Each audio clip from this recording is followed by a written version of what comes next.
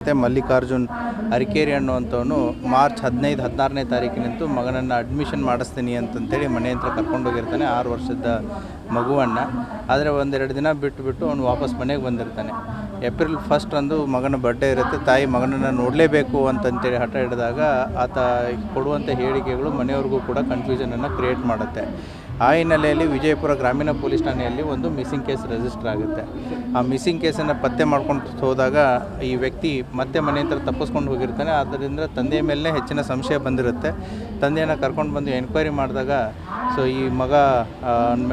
ಈ ಹುಟ್ಟಿದಂಥ ಮಗು ನಂದಲ್ಲ ಅನ್ನುವಂಥ ಒಂದು ಸಂಶಯವನ್ನು ಪಟ್ಕೊಂಡು 6 ವರ್ಷದಂಥ ಸಿದ್ಧಾರ್ಥ್ ಅನ್ನುವಂಥ ಮಗುವನ್ನು ಮಹಾರಾಷ್ಟ್ರದ ಕರಾಡ್ ಊರಿಗೆ ಕರ್ಕೊಂಡೋಗಿ ಅಲ್ಲಿ ಕೃಷ್ಣಾ ನದಿಯಲ್ಲಿ ನೂಕಿದ್ದೀನಿ ಅಂತಂತ ಹೇಳ್ತಾನೆ.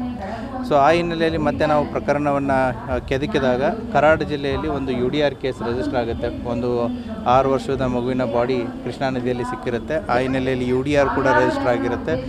ಬಾಡಿ ಫೋಟೋಸ್ಗಳನ್ನ ಎಲ್ಲ ಚೆಕ್ ಮಾಡಿದಾಗ ಮಗು ಇದೆ ಅಂತಂತೇಳಿ ಐಡೆಂಟಿಫೈ ಆಗುತ್ತೆ. ಆ ಹಿನ್ನೆಲೆಯಲ್ಲಿ ಸ್ವಂತ ಮಗನನ್ನೇ ಈತ ನೀರಿನಿಗೆ ನೂಕಿ ಕೊಂದಿರುವುದು ದೃಢಪಡುತ್ತೆ.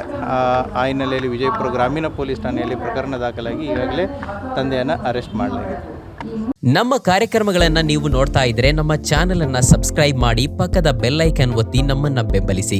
ಹಾಗೆ ನಮ್ಮ ಕಾರ್ಯಕ್ರಮಗಳನ್ನ ಲೈಕ್ ಮಾಡಿ, ಕಮೆಂಟ್ ಮಾಡಿ, ಅದನ್ನ ಬೇರೆಯವರಿಗೂ ವಾಟ್ಸ್ಆಪ್ ಮೂಲಕ ಶೇರ್ ಮಾಡಿ.